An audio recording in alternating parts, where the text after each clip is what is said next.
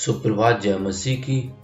9 नवंबर 2020 आज का वचन योकोबेद का मूसा पर प्रभाव। इब्रानियों उसका 11 अध्याय उसकी 24-25 आयत। विश्वास ही से मूसा ने सियाना होकर फिरौन की बेटी का पुत्र कहलाने से इनकार किया, इसलिए कि उसे पाप में थोड़े दिन के सुख भोगने से परमेश्वर के लोगों के साथ दुख भोगना अधिक उत्तम लगा।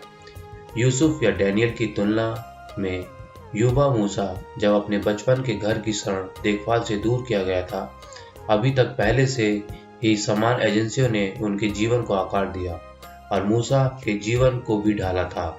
केवल 12 साल उसने अपने हिब्रू जाति के साथ बिताए, लेकिन इन वर्षों के दौरान उसकी महानता की नींव रखी गई थी। यह प्रसिद्धि के लिए एक छोटे से ज्ञात व्यक्ति के हाथ में रखा गया था।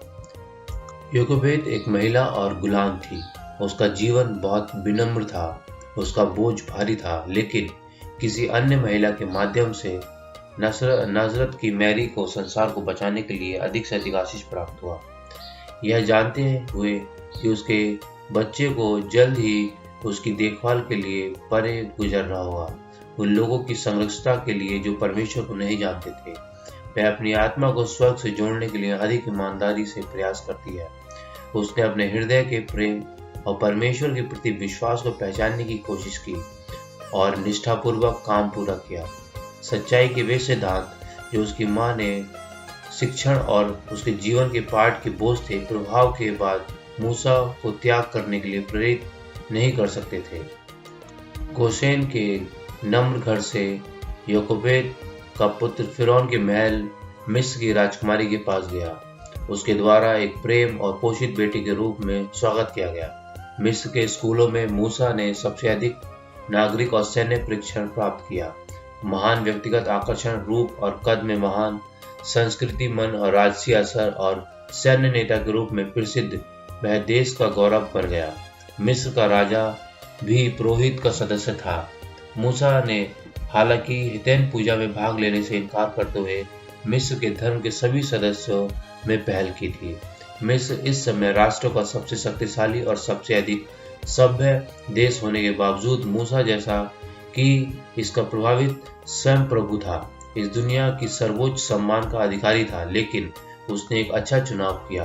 परमेश्वर के सम्मान और उसके नीचे के लोगों के उद्धार के लिए मूसा ने मिस्र के सम्मान का बलिदान दिया। फिर एक विशेष अर्थ में परमेश्वर ने अपना परीक्षण लिया। उसे ईश्वरीय शक्ति पर निर्भरता का पाठ सीखना बाकी था।